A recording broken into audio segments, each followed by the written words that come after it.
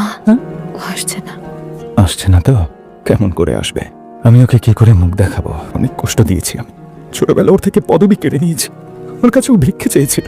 শেষবার বাবাকে যখন দেখতে এসেছিল, ঘর ধাক্কা দিয়ে বের করে দিয়েছিলাম আমি।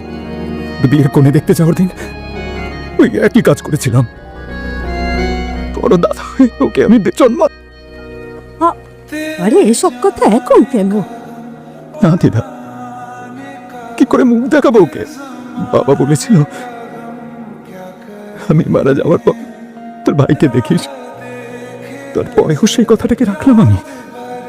না, ওকে ভাই হিসেবে মানতে পারলাম না, শত্রুর মতো ব্যবহার করলাম।